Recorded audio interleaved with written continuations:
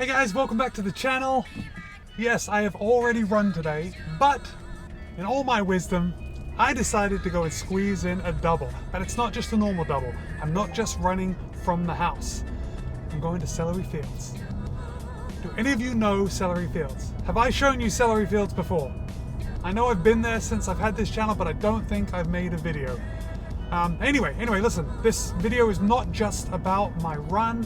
This video is going to be about the lies that we tell each other. As runners, the lies that you and I tell each other. Let's go.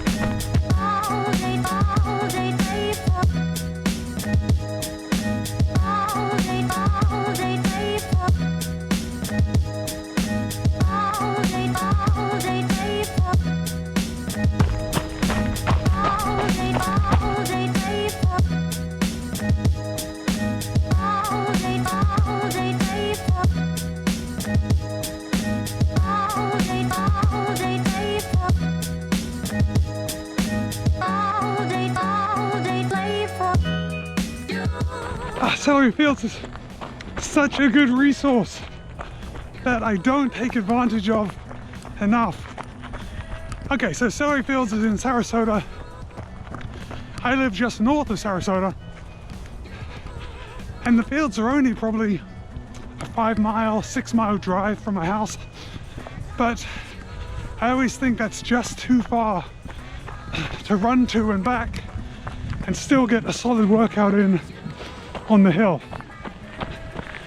So you can probably see that the Celery Fields comprised of one hill. It's like somebody piled a bunch of dirt to make a nice long hill, and it's not very big, but it's big enough to get some climbing in, test out these climbing legs, and run around the trails. And you can kind of make it as long as you like by running on the trails that are down at the level of the lakes. You can see over my right shoulder here, there's several lakes, and they've got trails like all around them. But when I come here, I generally try and stay on the trails.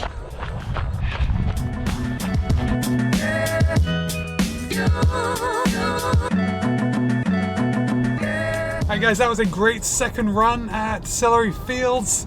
Let's see, 5.3 miles or 8.53 kilometers. Yes, very good. But let's get on to this video, because this video is about the lies that runners tell themselves.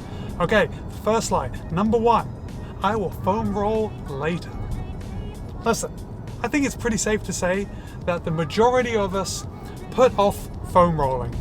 By now, we know we should do it, right? We know that it's good for us. We know that we'll feel better after, and yet we still don't. So, I can really relate to this one. And I think you remember a video that I recently did where I talked about foam rolling, and then I didn't do it. And hours later, when I tried to finish the video, I actually went on and did my foam rolling. So, lie number one, I will foam roll later. Oh, you might, listen, if you foam roll, you might also know this as I will warm up tomorrow, or I will stretch after my run every time. You know, it's that kind of thing. It's that kind of thing that we tell ourselves and we end up not doing. Lie number two, I am never doing another marathon. Listen, if you run a marathon, you've likely said that you're never going to do another one. And this statement is usually made towards the end of a race or immediately as you cross the finish line. You know, you are so exhausted. And listen, here's a pro tip. Here's a pro tip for the next time you are running a marathon. Don't make any statements about future races while you're in the race or immediately after, because inevitably, and it is inevitable, you will feel better and you will want to sign up for another race. And I'm going to tell you why. So, running a marathon is a lot of hard work. Training for a marathon is a lot of hard work. but all that hard work adds value to the actual event, right? If it wasn't hard work, it wouldn't mean as much. And that is why runners get, listen, for lack of a better word, addicted to running, because they feel good and it's not easy. But because it's not easy, that makes it even sweeter. All right, so remember that. Hard work adds value. And it's true with everything in life. So you're welcome. You're welcome. Take this little life nugget and run with it. Run with it, runners. But really, for running.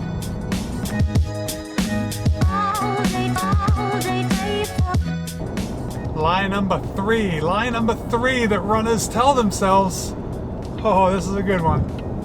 It doesn't hurt that bad. All right? It doesn't hurt that bad. How many of you have had an injury that you run through?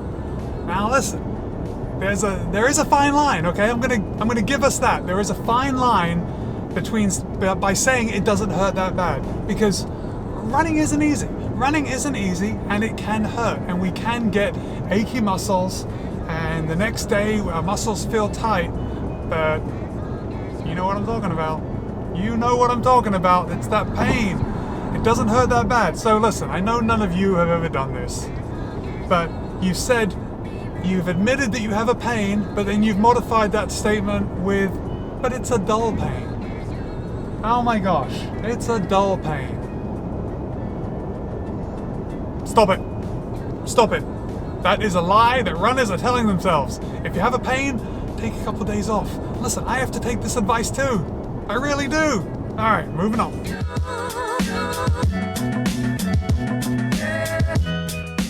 We are moving right along to lie number 4. Lie number 4 is, I will fully recover after this race. Listen, I'm sure that we all have the best intentions to fully recover after these events that we've been training for, right? We have the best of intentions, but you know what they say about the best of intentions, or the best laid plans, or something. I think the road to hell is paved with them, or something like that. Anyway, inevitably, we will get to a couple of days post-race, right? And we start feeling really good again. We start feeling really good. And you know what we think? You know what? I don't want my fitness to go down. I don't want my fitness to go down. I've put all this work in and I raced well, and I know I should be recovering, but listen, I'm feeling good. I'm feeling good, so why don't I just go out for a couple of miles? Listen, it's totally normal and it's totally to be expected, but you will lie to yourself and you will say, I am going to fully recover after this race. And I'm here to tell you that you should fully recover, right? It's best for you. It is just best for you if you fully recover after the race. Your body will thank you. Your mind will thank you. It's needed after we put in all that work for these races. So, if you can, rest. I don't know if I can. I'll be honest with you. It's very difficult. I can take a couple days off, but then I want to start easing back into it.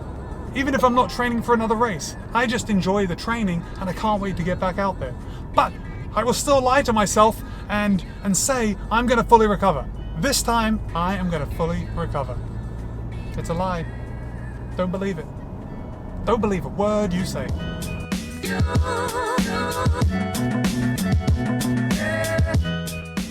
Alright, I don't want to take up too much of your time, so I'm going to give you one more lie that we runners say, okay? And this one, I don't know. It's pretty common. It's pretty common and you will identify with it. The lie is, I'm going to take it easy today. And listen, this could be with your training. You go out with a training buddy and you say, listen, let's just take it easy. Let's just take it easy and go for an easy run. And you end up crushing a tempo effort, you know? Or where it really comes in is at races. As runners, we like to hedge our bets and we say, you know, I'm not gonna go all out today. In fact, I think we have some recent footage of this. Roll the tape. So you're asking, is this a big race? Is this a race where I'm going to be going all out? And the answer is no. Yeah, I'm a little out of breath, listen. Oh, I gave that everything. So there it is. Yep, I am guilty of lie number 5. In fact, I am guilty of lies 1 through 5. So guys, if you can think of any other lies that we as runners tell ourselves, go ahead and write in the comments below. If you have ever lied to yourself with anything that I pointed out there today, also let me know in the comments below. Guys, I hope you are enjoying this new year. All right, we're a little ways into it. How are things going? Have you planned your races? Did you run today? Listen, I want to know all about your running. If you like this video, if you got any value from it, give it a thumbs up. Subscribe if you're not already. Be kind, be happy, run well, and I'll see you next time.